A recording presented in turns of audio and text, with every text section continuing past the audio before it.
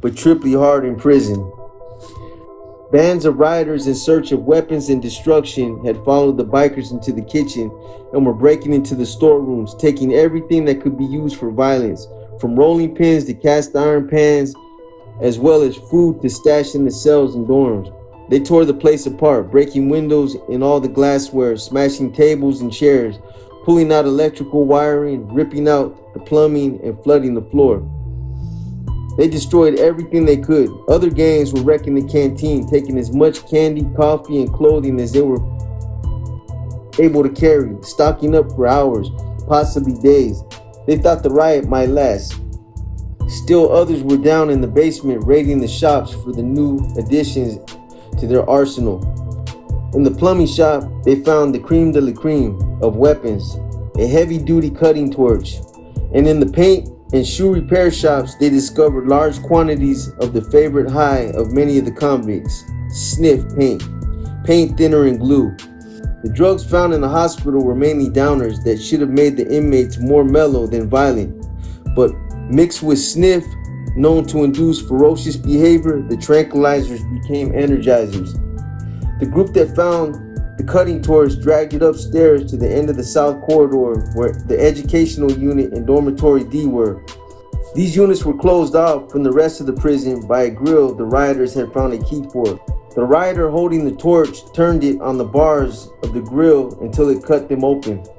The 86 residents of the dormitory, some of whom were new arrivals housed in orientation or quarantine units of the dorm, were released, but the torchbearers took Officer Michael Hernandez, who'd hidden himself in the educational section, as hostage. Hernandez was 25 years old and had only been at the institution for 4 months. He was initiated into prisoner violence by filling their pipes and clubs beating down on him. Fortunately for Hernandez, the rioters were anxious to get on with other massacres and didn't spend a lot of time assaulting him. With the release of Dormitory D, every inmate in the institution was free to roam the prison. That is, every inmate except the 96 men locked up in cell block 4, the protection unit. Down the corridor from Dormitory D, an angry mob had gathered outside the door of the semi-protection unit, E1. The residents in E1 had barricaded themselves in. They were younger men who had problems being in general population, problems like getting raped and harassed for money. They needed protection, not because they were snitches, but because they were not able to grow the teeth it takes to survive in the convict jungle. They didn't need to be caged in lone cells 24 hours a day. They were neither troublemakers nor informers, but whenever they ventured out into the main corridor, they were escorted by guards. And though they ate in the mess hall, it was at a different time than the rest of the population. These were men who just wanted to serve their time and get out without being touched by the cruelty they'd experienced in the mainstream of the prison life. In the eyes of most convicts, however, they were simply weak. Many of these inmates had enemies among the population, and all of them knew that by choosing their protected status, they were despised. They were therefore naturally leery of the coaxing words being spoken by the rioters outside their barricaded door. Hey now, why don't you guys take that shit down and come on out and join us? As far as being mad at you or not, let bygones be bygones. We're all together now, and all we want to do is fight the man. Their refusal infuriated the mob.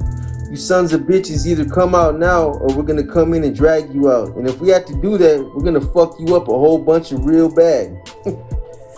Fuck you, someone from inside the unit yelled out. We're not leaving. You want us? You come in and get us if you can.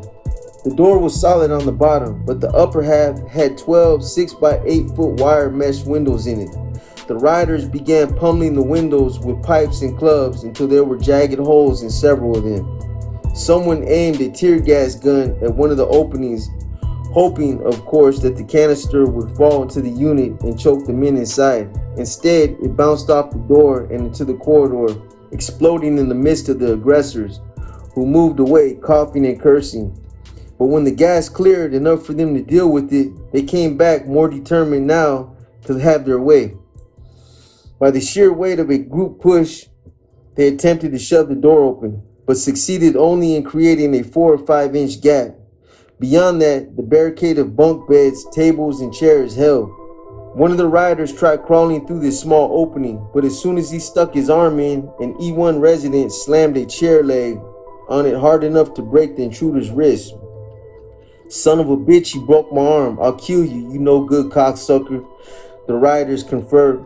Someone got the bright idea to smoke them out, dragging blankets, mattresses, newspapers, and pillows in front of the door. They set them on fire, but this time, too, their plan failed. The men in E1 were ready and fanned the smoke back out into the corridor. Once again, their tormentors had to disperse for air. Among this group of rioters was an inmate named Joe Madrid. He wasn't mad at anyone in the unit. In fact, he had a few friends in the unit. He'd been talking to one of those friends earlier, trying to convince him that it would be better all around for them to come out. Now he understood his friend's resistance. While the rest of the mob was off trying to find a place to breathe, Joe called over the barricade to his buddy. "Listen, I think the best thing for you guys to do is get outside the prison and give yourselves up to the man." "Yeah, that's a good idea, Joe, but how? We don't have anything in here we can use to get the windows out." "A pipe wrench will do it. I'll go find one in the shops downstairs. I'll be back." In a few minutes, Joe returned with a 3-foot wrench. As he was handing it to his friend through the opening in the barricade, the rioters returned and saw the transaction. "Hey, you son of a bitch," one of them called to Joe. "If they get out because of you, your ass is mine." "Hey, some of those guys in there are my friends, and I don't think they should be hassled," Joe tried to explain to this group of mostly fellow Chicanos. They were having none of it and began yelling and shouting curses at him. Finally, someone came from behind and hit him over the head with a riot stick. The blow drew blood and knocked Joe to the ground. The gang began attacking him with their pipes, clubs, kicking and beating him mercilessly, beating the life out of him. "Hey man, I think he's dead," someone announced. When the rioters realized that indeed their victim had stopped breathing, they dragged his body the length of the corridor to the gymnasium, where others were busy tearing apart the facility. There, they got a 15-foot length of rope and used it to demonstrate the proper treatment for the body of a traitor. Joe Madrid had gone against him in favor of the weaklings, and homeboy though he was, that made him a traitor. Tying the rope under his arms and around his chest, they strung him up on the basketball hoop for all to see. There, he would hang for the rest of the riot. Joe Madrid, serving a 1 to 5 year sentence for possession of narcotics, dead at 38 because he tried to be a nice guy in the penitentiary of the land of enchantment. During those hours of madness that were to follow, inmates would come in and hack at his dangling corpse with knives, beat it with pipes, mutilating it so totally that it was beyond recognition, a raw, bloody mass of flesh by the time the uprising was over. But then, violence is inherent in the land of enchantment and in the Chicano culture. It's the land of the self-flagellating Catholics of northern New Mexico who whip themselves in private to scourge the sins of their soul. At Easter, they do one of their sect, the honor of crucifying him in an enactment of Christ's death on the cross. This Cristo doesn't die on the cross. No nails are used. Instead, his wrists and feet are tied to the cross, a cross he carries many miles to the crucifixion site while his friends whip him as he walks, just as the Christ he's portraying was tormented along the road to Calvary.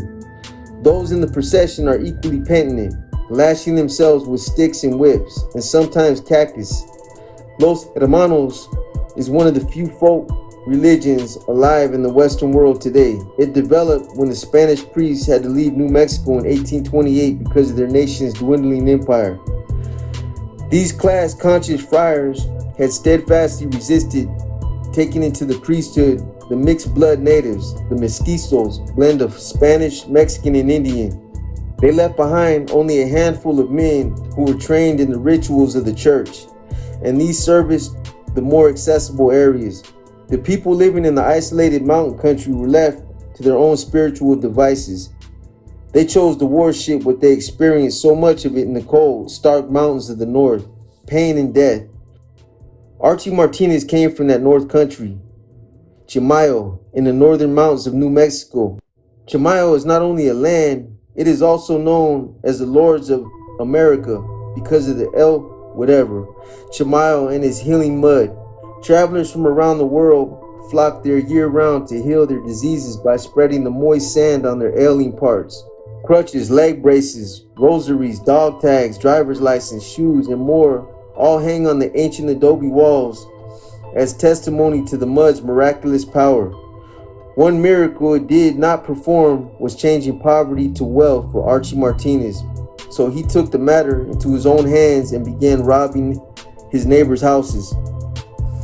He was quite successful at his endeavor, especially because there were no police in the village community. He had talent too. No matter what traps the villagers would set, Archie Martinez always eluded them. He was so swift and slippery that the townfolk began to build a legend around him. Archie Martinez could only be escaping them because he turned into a fleet-footed dog. They called him the dog boy of Chimayo. But every dog has his day, and Archie wound up in the penitentiary of New Mexico. Even here, he tried his dog routine. In the 6 years he'd been in prison, he tried twice to escape. These attempts not only netted him more time, 10 to 50 years for the first try, 2 to 10 for the second. All this plus his reputation as king of the snitches, the fleet-footed dog. All this plus his reputation as the king of the snitches, the fleet-footed dog boy of Chimayo, had accomplished in only 25 years of living. Besides being the king of the snitches, Archie Martinez was cursed with an obnoxious personality. During his first years in population, he'd always been in on the rapes of the new young inmates. He and 4 or 5 of his bros would pull a train on the guy, take his canteen, then make him pay protection money. But soon, his fleet-footedness failed him and his snitching routine hit the grapevine. For the sake of his life safety, he had to spend his time locked up day and night in protection or in the hole. When his big mouth wasn't snitching, it was getting him in trouble with the guards. At the time of the riot, he was in the hole for cursing and throwing up a cup of coffee at one of them. Now the execution squad, armed with the cutting torch, came to give Archie his payback for years of informing on them. "Hey Arch, we're back. You don't have to open the door, man. We've got a key of our own," they yelled at him. At first, his response was surely, "Fuck you do." But then he heard the roar of the torch and felt its heat on the steel door. He changed his attitude. "Look, man, I don't want no trouble. Why do you want me?" They told him why they were burning through the door, naming instance after instance when they'd been locked up or thrown in a hole because he told the man about their activities. He denied it all. "No, man, it wasn't me. I didn't do that. Why don't you let me out so I can join you?" "No, Primi, we want your ass." "Did you say those prayers, boy? Cause you better make your peace while you can." "Listen, I'll take the jam off my door. Just let me come out on my own. What do you say?" "Nah, it's more fun this way." "Yeah, Primi, we're gonna have some fun with you, baby. We're gonna turn this torch all over your sniveling body, nice and slow so you can feel it. Then when you're nice and toasted, we'll cut your dick off and let you taste it." The door fell off the hinges and they pushed it open. Archie Martinez was standing against the far wall, clutching a mattress to his naked body. They dragged him out of the cell and upstairs to the first tier of cell block 3 while he screamed all the way, "No era yo, no le hice. It wasn't me, I didn't do it." The execution squad was deaf to his pleas. They handcuffed his arms and legs, spread eagle to the bars of the guard station in front of the cell block. They were going to make this a public rite of torture and execution. Archie Martinez's screams could be heard not only on the north side, but far into the main corridor that ran through the penitentiary.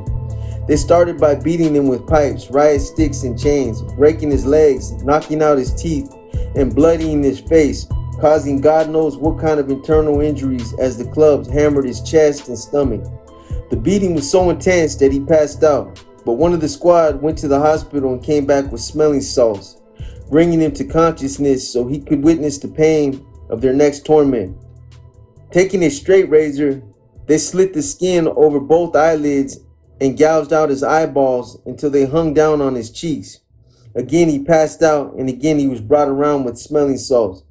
This time so he could take one last look at the world through his changed perspective and witness the sudden blackout as they sliced through the optic nerves. The eyeballs fell to the floor and one of the squad picked him up. "Hey Arch, I got your eyeballs to remember you by, he taunted, running the bottle of salts under his victim's nose. As Archie came to, he pleaded with them to kill him, to let him die. But they laughed. No, Arch, we got more in store for you. They brought the razor down on his penis and sliced it off. And smelling salts brought him around just as they were jamming into his already bloodied mouth. Then they turned the torch on him, slowly burning each part of his body. First his chest, then his stomach, his face, hands, legs, what was left of his genitals. Stopping once to administer the smelling salts and bring him to, rotating the torch amongst themselves. The fleet-footed dog boy at Chamayo would never regain consciousness. The execution squad kept on burning him until they saw he was dead. Then they took his body down and left it lying there for all to see. It was so mutilated that it took hours to find out who it was when the riot was over. But that would be many horror-filled incidents later.